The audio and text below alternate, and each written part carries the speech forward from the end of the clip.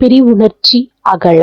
இப்பாடலை பாடவும். தவளே இவள் எங்கள் சங்கரனார் மனை மங்களமாம். அவளே அவர் தமக்கு அன்னையும் ஆயினள். ஆகையினால் இவளே கடவுளர் யாவருக்கும் மேலே இறைவியுமாம். துவளேன் இனியொரு தெய்வம் உண்டாக மெய்த்தொண்டு செய்ததே. பாடலின் பொருள். இவளே ஒரு சமயம் ஈசனுக்கே அன்னையுமானாள். எனவே தேவர்களுக்கெல்லாம் தலைவியாயிருக்கும் மேலான பேறு பெற்றவளை தெய்வமாய் கொள்வதல்லாமல் வேறொரு தெய்வம் உண்டென கருதி வீணாக தொண்டு செய்து நான் மனம் வருந்த மாட்டேன். எங்களுக்கெல்லாம் இறைவியாகிய அன்னையே, எங்கள் இறைவராகிய சங்கரனாரின் துணைவியானவள் அன்னையே, அருள் செய்வாயாக.